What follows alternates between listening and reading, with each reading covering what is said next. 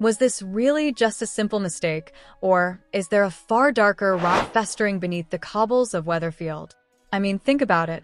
Are we witnessing the birth of a new era for Sarah Platt, or the final, agonizing collapse of her moral compass?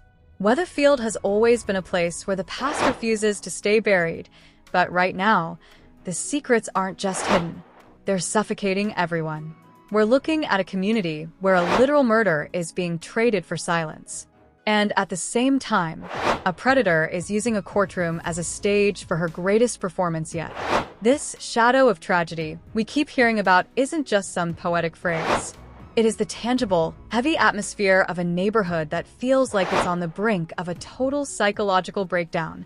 Well, let's get into the architecture of a secret. Why did this happen now? It's because the pressure of keeping up appearances in a close-knit community like this has finally reached a boiling point. Sarah Platt's admission to Todd Grimshaw that she killed Theo Silverton wasn't actually an act of honesty. It was a structural failure of her own ego under the weight of Gary Windus's clumsy cover-up. When Todd asked her to swear on the life of her late son, Billy, he wasn't just asking for a promise. He was weaponizing her deepest trauma just to see if any shred of her original self remained. And honestly, that is just brutal to watch. Let's talk about the sheer audacity of Sarah Platt for a second. For months, she has walked these streets and watched her family while letting Summer Spellman rot in a prison cell for a crime she knew she committed. Sarah didn't act out of pure malice in the moment of the killing, but her actions after the fact are honestly predatory. She chose her own freedom over a young girl's life. That tells us everything we need to know about where her head is at right now. Internally, Sarah is probably a hollowed-out shell. You can see it in her drinking heavily at the pub. This isn't a celebration because she got away with it. It's the frantic attempt of a woman who is drowning and trying to numb the pain. She is terrified that her final hours of freedom are ticking away, and yet her first instinct is still to save herself, not to make things right. We need to look at this in a different way. It's not just a whodunit anymore, it's a who will pay. If Sarah is the killer, but Todd is the one keeping the secret, who is the real villain here? Todd's decision to keep her secret while cutting her out of his life is a fascinating, but also kind of cowardly, attempt at a middle ground. He wants to keep his hands clean of snitching, but he also wants to feel morally superior by ending the friendship. Honestly, I think Todd is being a total hypocrite. By not going to the police, he is basically an accomplice to a murder cover-up. He says he loves her too much to turn her in, but if you love someone, do you really let them live a lie that destroyed another person's life? I really don't like his silent exile approach. It's a half measure that only serves his own peace of mind while leaving justice in the gutter. This is a classic example of trauma bonding and cognitive dissonance. Sarah's ego is so fragile that she can't admit she's a bad person, so she justifies the silence as necessary for her family. Todd, on the other hand, is struggling with a massive loyalty conflict. His identity is so tied to being Sarah's best friend that betraying her would feel like betraying himself. It leads to this psychological paralysis where he does the worst thing possible, absolutely nothing, and things are only going to get worse because Gary Windus is still out there. He's acting as the protector, but he actually endangers everyone he touches. Gary's throwaway remark to Kit Green about the truth being right under his nose was a massive slip. Or was it? Maybe Gary actually wants to be caught on some level. It might be a subconscious desire to end this whole charade. Gary is likely feeling a twisted sense of pride in saving Sarah. It's a savior complex that masks his own deep-seated guilt over his violent past. But if you watch Maria Connor in these scenes, she is clearly uncomfortable. She is the canary in the coal mine here. She can sense that the man she loves is once again dragging her into a world of darkness. While Sarah is hiding a death, the Driscoll family is fighting for a life, specifically Will's future. The arrival of Janine Walsh, Megan's mother, adds a layer of manipulation that is honestly sickening. Janine walking into the pub to apologize for Megan's behavior is a classic tactical move. She's not there to help. She's there to scout the enemy and make a predator look human. The funny thing is, Megan is playing her own mother like a fiddle. This suggests that the cycle of manipulation in that family goes back generations. When Megan breaks down in tears, telling her mom that Will took advantage of her, she is completely flipping the script of the entire grooming narrative. It's a masterclass in gaslighting that makes your skin crawl because we know the truth.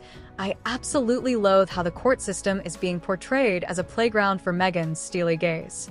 The fact that Ben Driscoll is brutally cross-examined by Adam Barlow is a reminder that the law doesn't care about feelings, only timings and evidence. I hate seeing the victim, Will, being the one who feels like he has messed everything up. Megan is a textbook sociopath. She uses her innocent party routine to project her own crimes onto her victim's father. She's attacking the family's foundation so they're too busy defending themselves to focus on her. Meanwhile, Will is suffering from victim-blaming internalization. It's a tragic side effect of grooming where the child actually feels responsible for what the adult did. And then we have the new faces of 2026, specifically Jodie Ramsey. The matching tattoos between Jodie and Shona aren't just a fashion choice. They are a brand of a shared history. Jodie, peering through the blinds, in the ICU, like some Victorian ghost, is incredibly unsettling. Why is she there? Is it sisterly love, or is she looking for a way to insert herself into the Platt family? Shona is clearly touched by the discovery of her estranged father, Doug. But notice the tension between Sarah and Jodie. Sarah is discomfort by Jodie's presence. This isn't just sibling rivalry. It's a clash of two women who both have dark pasts and can recognize the fake in each other. Sarah's weird behavior around Jodie, which David notices, is a sign that Sarah's secret is making her paranoid of anyone new. Jodie is the wild card in the deck right now. While the street is focused on Theo's murder and Megan's trial, Jodie is quietly gathering information. When she points out that Sarah's timings don't stack up, she isn't just being helpful. She's testing the waters to see what Sarah is hiding. She's a predator of a different kind, one who hunts for secrets instead of victims. I think Jodie is going to be the one who finally brings Sarah down. Not the police, but Shona's long-lost sister. There's something about her all-smiles demeanor in the cafe that feels incredibly calculated. I don't trust her for a second, and I think David is right to be concerned.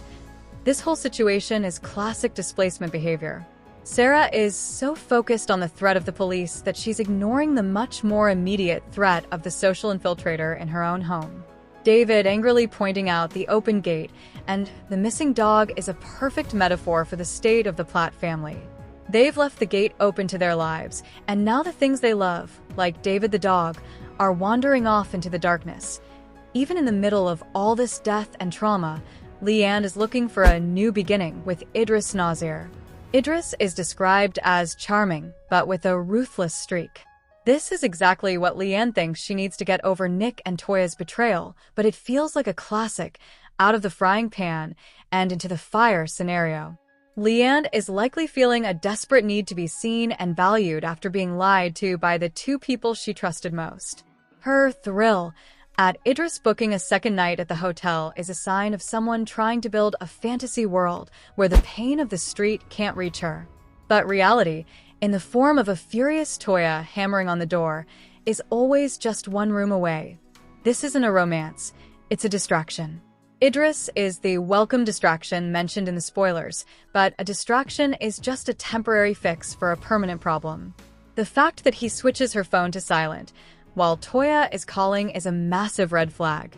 He's isolating her, and in her vulnerable state, she's letting him. I think Leanne is being incredibly reckless. She's so focused on getting her own back on Toya and Nick that she's walking straight into the arms of a man who is clearly not who he seems. I actually agree with Toya's fury here. Leanne is neglecting her responsibilities, like visiting Sam, for a man she barely knows. This is avoidance coping at its peak. Leanne is using Idris and the pampering sessions at Chariot Square to avoid the hard work of dealing with her broken family. Idris is practicing love bombing, overwhelming her with attention to lower her defenses, and let's not forget the kids. Even they are being poisoned by the adults' lies. Nick lying to Sam about the trial going to plan is a catastrophic mistake. Sam, who has already been through so much, can sense that there's something wrong. When he rounds on Nick and Toya, it's a moment of pure, righteous anger from a child who has been treated like a pawn. Sam's fear that Megan might be found not guilty and come after him for revenge is a heartbreaking look into the mind of a traumatized child. He doesn't need comforting lies. He needs the truth so he can prepare himself. Hope, clamming up, suggests she's also carrying a burden she's too young for, caught between her loyalty to Sam and her knowledge of what the adults are hiding. The mental health unit setting for these scenes is a physical manifestation of the psychological damage everyone is doing to each other. It's a space meant for healing that is being invaded by the toxicity of the outside world. The news from court is a weapon, and Nick is trying to disarm it with lies, but he's only making it sharper.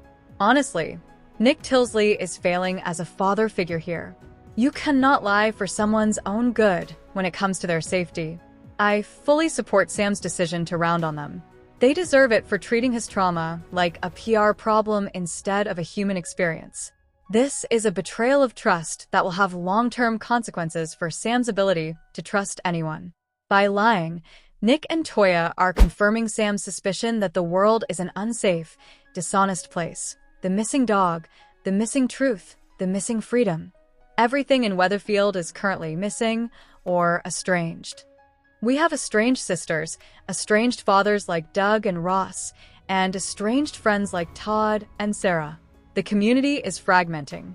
Will's tearful explanation to Tim that he's messed everything up is the most honest moment in this entire week of episodes. He is the only one taking responsibility for things that aren't even his fault. It's a tragic contrast to Sarah and Megan, who are taking responsibility for nothing. The upcoming World Cup schedule change is almost like a meta-commentary on the state of the show. The drama is so high that the real world has to step in and give us a break from the relentless tension of the cobbles. It's a timeout that none of the characters are actually going to get. I think the trial outcome is going to be a total disaster. Will crumbling under Megan's gaze is a terrifyingly realistic depiction of how predators maintain control even in a courtroom. I don't think telling the full truth is going to be the easy fix the Driscolls think it is. The jury is a wild card, and Megan has spent her whole life practicing how to look like the victim. Megan is relying on the just world fallacy, hoping the jury will believe that someone like her, a teacher, a mother, couldn't possibly be a monster. She's using her social status as a psychological shield. So, what happens next? I'm calling it now. Sarah Platt is going to be blackmailed by Jodie Ramsey. It's the only logical step. Jodie didn't show up just for a family reunion. She's looking for leverage, and Sarah's weird behavior is a neon sign saying, "I have a secret." And Megan Walsh? She's going to walk free. I think this steely gaze and the questioning of Ben's parenting will create just enough doubt for the jury. This will lead to a mammoth exit storyline for the Driscolls as they realize the system has failed them. Todd and Sarah's end is also a lie. Todd will find himself unable to stay away, and their shared secret will eventually act as a noose that pulls them back together in a toxic pact. And Leanne's romantic bubble? It's going to burst violently. Idris Nazir's ruthless streak will manifest the moment Leanne tries to pull away to focus on Sam, leading to a situation where she realizes she's traded one liar for a potentially dangerous one. Weatherfield isn't just a setting, it's a character that demands a price for every secret. Right now, that price is being paid in the mental health of children, the careers of police officers, and the souls of people who once thought they were good. The new beginnings everyone wants are being built on quicksand, and as we've seen a million times, quicksand always wins. The shadow isn't going anywhere. It's just getting longer. Do you think Sarah Platt is truly devastated because of her guilt, or is she just scared of getting caught? And is Todd Grimshaw actually the biggest villain here for not turning Sarah in and letting Summer stay in prison? If you want to keep up with every twist and turn on the cobbles, make sure you subscribe and hit that notification bell. We're diving deep into every episode to uncover the psychological truths behind the drama. Like this video if you think Sarah needs to face justice, and comment below with your theories. Is Megan Walsh going to get away with it? Let's get a debate going in the comments. See you in the next one. Was this really just a simple mistake, or is there a far darker rot festering beneath the cobbles of Weatherfield? Seriously, stop and think about it for a second. Are we witnessing the birth of a new, Harder Sarah Platt? Or are we watching the final, painful collapse of her moral compass? Weatherfield has always been a place where the past refuses to stay buried. We know that. But right now, the secrets aren't just hidden. They're suffocating everyone. We are looking at a community where a literal murder is being traded for silence. At the same time, a predator is using a courtroom as a stage for her greatest performance yet. This shadow of tragedy we keep hearing about isn't just a fancy phrase. It is the heavy, real atmosphere of a neighborhood that feels like it's on the edge of a total breakdown. Doesn't it feel like the air is getting thinner on the street lately? Let's get into the mechanics of a secret. Why did this happen right now? It's because the pressure of keeping up appearances in a tight-knit place like this has finally hit a breaking point. Sarah Platt's admission to Todd Grimshaw that she killed Theo Silverton wasn't actually an act of honesty. Let's be real. It was a structural failure of her own ego. She couldn't hold it in anymore under the weight of Gary Windus's clumsy cover-up. When Todd asked her to swear on the life of her late son, Billy, he wasn't just asking for a promise. He was weaponizing her deepest trauma to see if any shred of her original self was still in there. That is a heavy thing to do to a friend, isn't it? But can you blame him for pushing that hard? Let's talk about the sheer audacity of Sarah Platt for a minute. For months, she has walked these streets and watched her family. She even let Summer Spellman rot in a prison cell for a crime she knew she committed herself. Now, Sarah didn't act out of pure evil in the moment of the killing. We know it was a flashpoint, but her actions after the fact? Those are predatory. She chose her own freedom over a young girl's life. That tells us everything we need to know about where her head is at. Internally, Sarah is probably a hollowed-out shell. You can see it when she's drinking heavily at the pub.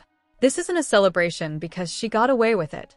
It's the frantic attempt of a woman who is drowning and trying to numb the water in her lungs. She is terrified that her final hours of freedom are ticking away. And yet, her first instinct is still to save herself, not to do the right thing. Do you think there's any coming back from that? We really need to look at this in a different way. It's not just a mystery of who did it anymore. It's a question of who is going to pay. If Sarah is the killer, but Todd is the one keeping the secret, who is the real villain? Todd's decision to keep her secret while cutting her out of his life is a fascinating move. But let's call it what it is. It's kind of cowardly. He's trying to find a middle ground where he doesn't have to be a snitch, but he still gets to feel morally superior by ending the friendship. Honestly, I think Todd is being a total hypocrite here. By not going to the police, he is basically an accomplice to a murder cover-up. He says he loves her too much to turn her in. But if you love someone, do you really let them live a massive lie that destroyed another person's life? I really don't like his silent exile approach. It's a half measure that only serves his own peace of mind while justice stays in the gutter. What would you do if your best friend confessed a murder to you? This is such a classic example of your brain fighting itself. Sarah's ego is so